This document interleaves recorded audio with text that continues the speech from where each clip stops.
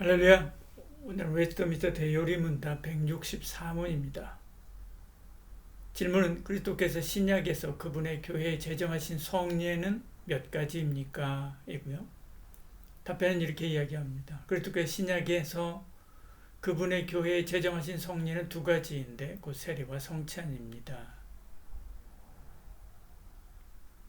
하나님은 성례 없이 말씀만으로도 구원의 은혜를 부어주실 수 있지요. 그러나 우리의 연약함 때문에 눈에 보이는 외적인 은혜의 수단을 주신 것입니다. 그것이 성례입니다.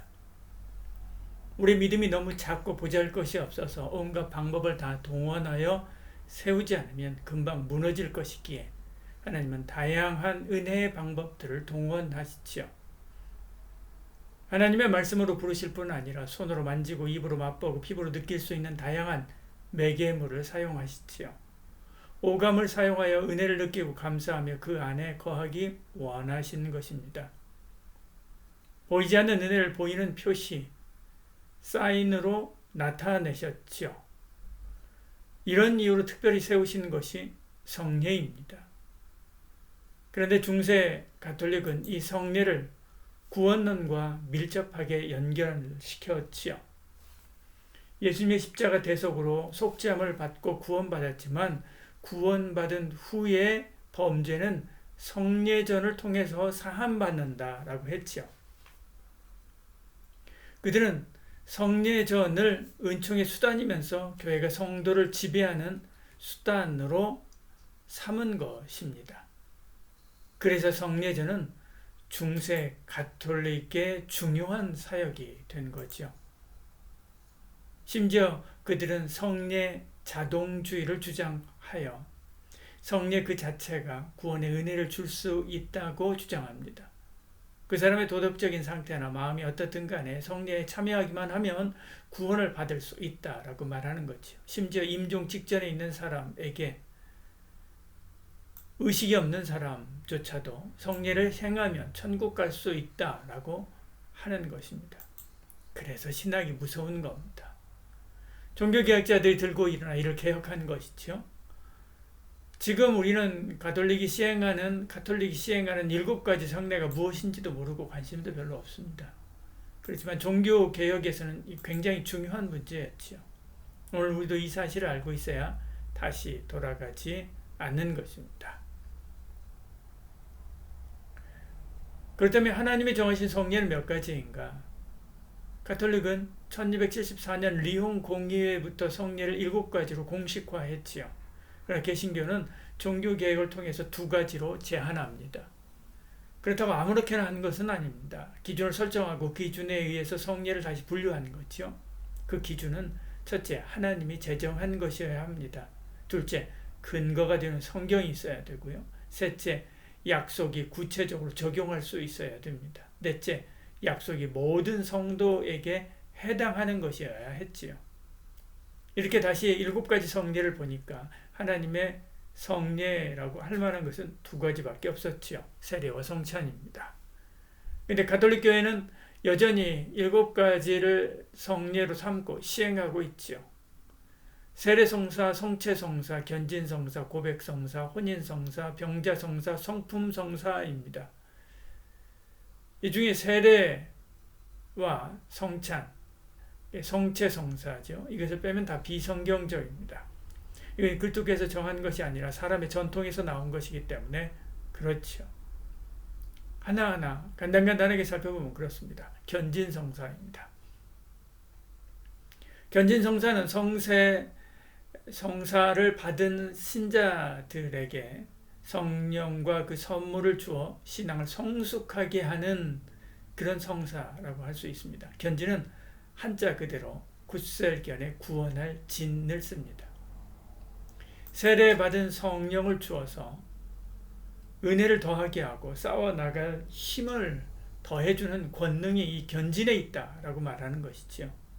유아세례를 받은 청년은 아직 교회 앞에서 신앙을 고백하지 않았기 때문에 청년기 초기에 감독 앞에 나아가 일정한 교리문답 형식에 따라 심사를 받았지요. 지금 우리로 말하면 입교식입니다. 근데 가톨릭은 이를 견진성사로 세례만큼이나 중요한 등급으로 올려서 견진성사로 시행한 것입니다.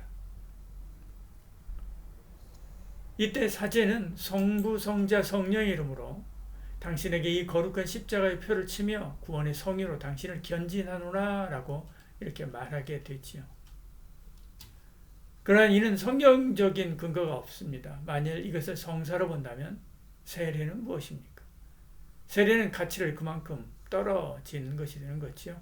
실제로 가톨릭에서는 견진성사를 세례보다 더 중요하게 여깁니다. 세례는 모든 사제가 할 수 있지만 견진성사는 주교만 할 수 있기 때문에 그렇죠. 이것은 초대교회부터 내려오던 전통이라고 주장하지만 초기 기독교 교부인 어거스틴은 안수는 기도에 불과하다 그렇게 말했지요. 고백성사입니다. 고백성사는 고해성사라고도 하지요. 세례받은 신자가 지은 죄를 뉘우치고 신부를 통해서 하나님에게 고백하여 용서받는 일이지요.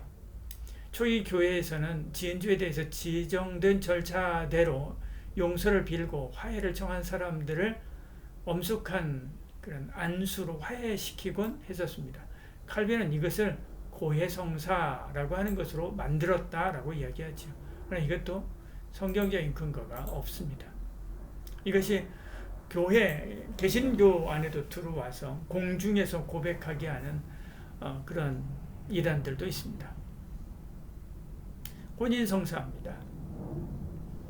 남녀가 부부로서 인연을 맺고 하나가 되어서 자녀를 낳고 서로를 위해서 살도록 돕는 성사지요. 결혼은 하나님이 제정하신 것이면 분명하지요. 그렇지만 그런 의미로 본다면 농업, 목축, 건축, 학자, 교사 같은 것도 다 하나님이 정하신 것이죠. 성례는 하나님이 하신 것일 뿐만 아니라 어떤 약속을 확인하는 외적인 의식이 지정되어 있어야 됩니다. 그런데 혼인성사는 그런 것이 없는 거죠. 가톨릭은 혼인을 영적인 문제로 규정해서 이상한 법들을 만듭니다. 그래서 간음하는 아내를 버린 사람은 재혼할 수 없고 대리부모는 서로 혼인할 수 없게 있습니다. 대리모, 대리부가 있지 않습니까? 대부, 대모. 그들은 서로 혼인할 수 없게 했습니다. 그리고 사순절 전 셋째 주일부터 부활절 후 8일까지는 그리고 요한의 탄생 전주간 그리고 대림절부터 예수 현현 대축일 기간까지는 결혼할 수 없게도 했습니다. 거룩한 생활을 위해서 결혼을 피하게 한 것이죠. 병자성사입니다. 병자성사는 종부성사, 그 다음에 주유성사라고 부르기도 합니다. 사제가 병든 신자에게 성유를 바르고 낫기를 기도드리는 성사지요. 주교가 성별한 기름으로 사람이 임종할 때 사제가 가서 기름을 붓고 하나님이 가장 친절하신 자비를 통해 당신을 봄으로, 들음으로, 냄새를 맡음으로, 접촉함으로 또는 맛봄으로 범죄한 죄는 무엇이든지 하나님께서 용서하기를 원합니다 라고 기도하는 것이죠. 그러면 죄를 용서하고 병에서 치료되며 영혼을 구원하는 역사가 있다라고 말합니다. 그들은 이 병자성사를 야고보가 제정했다라고 주장하지요.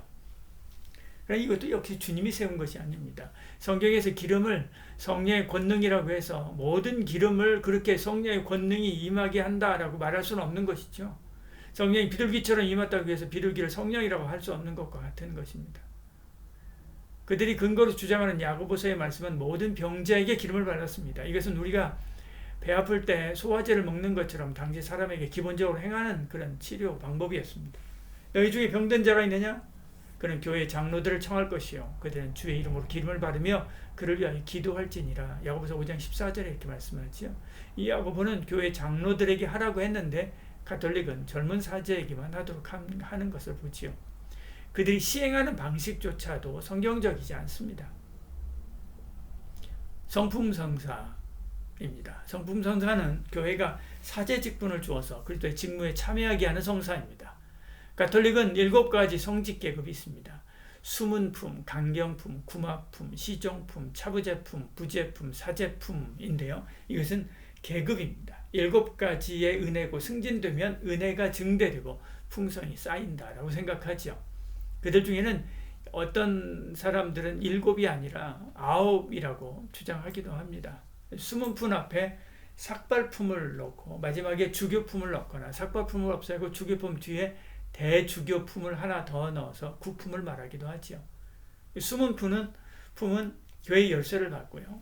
강경사는 성경을 받고요. 시종은 초와 병을 받는 의식을 합니다. 그리고 이제 그 이상 차부제품, 부제품, 사제품은 주요 계급이라고 부르는데요. 이때부터 이제 성직자라고 말합니다.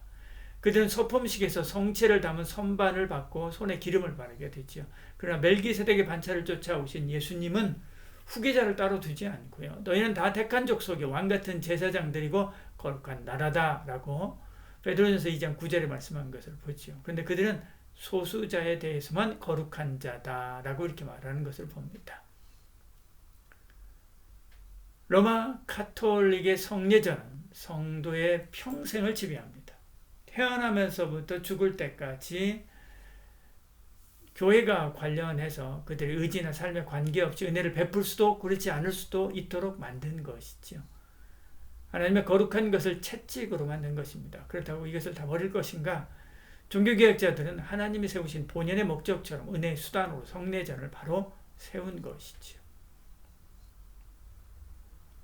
한 발 더 나아가서 넓은 의미로 보이지 않는 은혜를 보이는 표징으로 나타내는 것, 이것이 성례전, 성례라고 할 때 우리의 삶 전체가 성례전이라고 할 수 있습니다. 왜냐하면 우리는 하나님의 형상대로 지음받았기 때문에 그렇습니다. 하나님은 그 형상대로 아담과 하와를 지으셨죠. 볼 수 없는 하나님을 볼 수 있게 하신 것입니다. 손으로 만지고 대화하고 맛보게 한 거죠. 근데 인류가 범죄하여 하나님의 형상을 잃어버렸습니다. 다시 오신 예수님이 하나님을 보여주는 성례전으로서의 삶을 사셨죠. 그리고 세례와 성찬이라고 하는 성례전을 남기셨습니다. 뿐만 아니라 예수를 믿고 하나님의 자녀로 사는 작은 예수인 우리도 또 우리의 삶도 성례전입니다. 성화의 길을 걷는 우리는 거룩한 하나님의 형상을 복구해서 세상에 보여주고 있기 때문에 그렇습니다.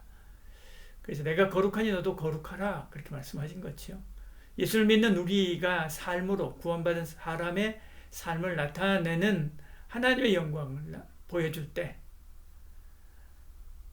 우리의 삶 전체가 하나님의 성례전이라고 할 수 있죠. 그럴 수 있습니다. 우리의 신앙은 개인의 마음에 행복을 주고 공동체의 공의를 세우는 것 이상입니다. 하나님이 오늘도 살아계시다라고 하는 것을 보여주는 성례전인 것이죠. 우리가 세상에 그리스도의 살과 피를 보여주는 성찬의 떡이 되고 잔이 되고 우리의 삶이 세상을 그리스도의 피로 정결하게 하는 세례의 물이 되는 것입니다. 예수님은 멀리 계신 분이 아닙니다. 하나님은 저 하늘에만 계신 분이 아니죠. 세상 끝날까지 나를 붙들고 내 안에 계신 분이고 나를 통해서 일하시는 분이십니다. 오늘도 성찬의 떡으로 잔으로 세상에 구원의 은혜를 증거하는 성례전의 삶을 사는 저와 여러분 되기를 소원합니다. 기도하겠습니다. 주님, 죄로 메마르고 곰팡이가 핀 먹을 수 없는 죄인인 우리를 불러서 거룩한 은혜를 보이는 성례전이 되게 하신 것 감사합니다. 나의 고백과 나의 믿음의 삶이 그리스도의 사랑과 구원의 은혜를 보이는 성찬이 되게 하여 주시옵소서. 예수님 이름으로 기도드리옵나이다. 아멘.